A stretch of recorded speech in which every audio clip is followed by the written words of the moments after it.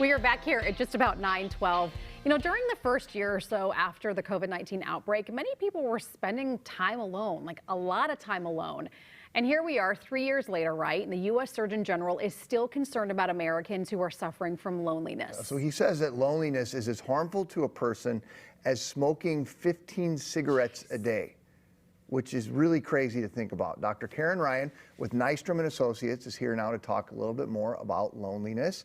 Doctor, good to see you. Good to see you. Good morning. How do you even define loneliness? I think it's helpful to think about the different ways we experience loneliness. So loneliness is what we typically think of as a feeling of sadness when we don't have company, when we don't have people around us, we feel lonely. So we aren't able to be social. But there's also an aspect of feeling lonely when your connections or the relationships or the people around you don't kind of meet your desired social needs. So there's a discrepancy essentially between how you want to feel and connect with these people and how you are feeling. So kind of that sense of like being with somebody but still feeling alone, which is really hard. So loneliness is not having adequate kind of social needs met. Yeah. And you can have those feelings of loneliness in a household with kids around or a spouse around or family around.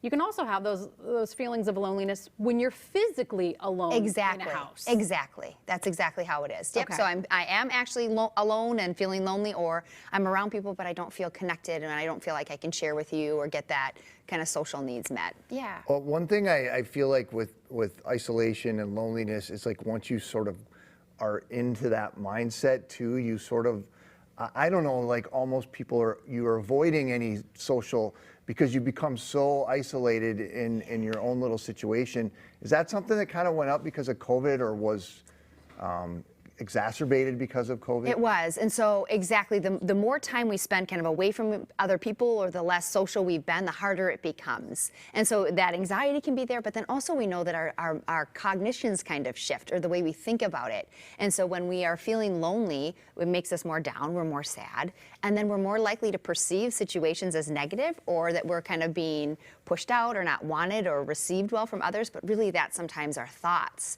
And so if I walk into a situation, I feel like I wasn't welcomed, then I'm less likely to engage. But if I walk in and try to say, okay, I know that when I'm feeling lonely or sad, I'm more likely to negatively interpret this. I'm going to be brave and keep conversation going, so then kind of prove myself wrong, that I was welcomed or I was able to have a conversation. So yeah. The need for connectivity with somebody, the need for being connected to people in your life goes beyond just how we're feeling about things. I mean, I was surprised to read that it can have physical effects on your body, that feeling of loneliness, if it's sustained over a decent amount of time. Yeah, that's what the U.S. surgeon is saying, essentially, that it has a negative impact. So we know it's an increased risk for heart disease, stroke, diabetes, obesity, depression, anxiety, and it even can shorten our lifespan. So there's really the negative impacts. And it makes sense. I like the phrase, use it or lose it, kind of comes to mind of if we're not engaging in conversation and stimulating our mind that way, that's when we see that cognitive decline. If we're not going out and doing social activities,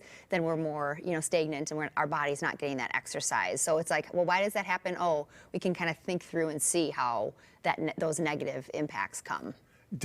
You've kind of touched on some of it, but then do you have to be pretty, kind of go out of your way to push yourself out of the loneliness and to just force contact almost or initiate contact with people? Yeah, there's courage that it takes, right? Absolutely. And I think that initiation is a key piece of remember, like, I don't want to feel this way. I'm going to initiate connections with people. And so that piece where you were talking about, Megan, of the people, I'm around people, but I don't feel connected. I don't feel like my social needs are being met. That's when you want to initiate with the people you do feel connected with. So if you're feeling kind of lonely, taking a step back and thinking about who are the people who I do feel connected to.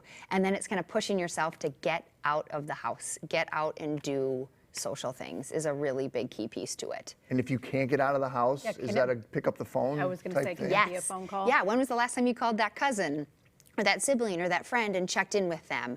That we know that social media and the internet sometimes is a challenge to getting out, right? Because we're in our phones, we're in that, but it can also be a resource to connect socially. There's so many wonderful Facebook groups. There's online book clubs, so you can do a book club, you can do an exercise class. Check out Community Ed. Every single city has a whole booklet that comes, I don't know if it comes in the mail for you, comes in the mail for me, but it's also online. So there's so many different groups and organizations and ways that you can be involved, but it takes that initiation, that creativity. But I think knowing you're not alone if you're feeling lonely, Mm-hmm. because it's 60% of us. 60% of us in the U.S. right now feel lonely. Feel lonely. That's So crazy. you're not alone. I also think of like pets and what they do for people, right? Like my grandmother in her final days had this little dog, and she just loved this little dog. It was her reason for getting up in the morning. It was her task Yes. for breakfast and the dinner and all that kind of stuff. Even getting a pet, I feel like, can Mm-hmm. help with some of the loneliness if you're at home. But then I think about like taking the dog for a walk and Yeah. the people you meet in the community and in your neighborhood. And even that's like just kind of a little step. It maybe is a little more for you, but can also kind of help you with the connections. in the Exactly. That's, you put it exactly right. I have a client who just ordered a stroller for her cat. She's like, I want to get outside. I want to take walks. I know my cat loves the sunshine. I'm going to be that person. And I'm like, awesome. Yeah. So excited. And so that absolutely pets. And then that if we get out, we take a little walk, whether you have a dog or not, connecting with those neighbors makes a difference. And then when you've started having more conversations with people, is what usually happens then it becomes a little bit easier Yes. then and Yeah. it all kind of starts to work itself out. Is Yeah, that practice makes perfect, or that we call it like exposure therapy. Like I'm gonna expose myself and do this hard thing, and once I do it and then have a positive experience, then I feel more confident in doing it again and again. Exactly. So it's being gracious, knowing that first few times are gonna be hard, but I can do this. I'm not alone. I'm gonna be brave, and then be like, okay, I did it. I feel good about that. I'm gonna do it again. Yeah. I also think about the people who retire from work. You know what I mean? I just talked to a guy, John, who's retiring in a week, and he goes, I'm just going to miss the people. And I'm like, absolutely. But even that is like a shift. And then For sure. what does your social Yeah. circle become, right? John's and done it's in a that week, effort. by the way.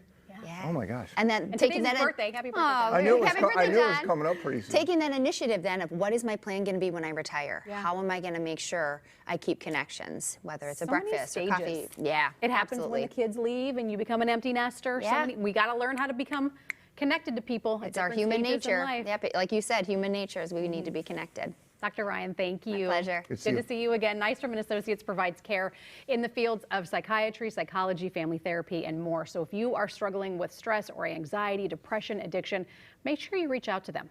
And if you or your child, grandchild needs somebody to talk to, please remember you can dial 988 and you can reach someone 24 hours a day.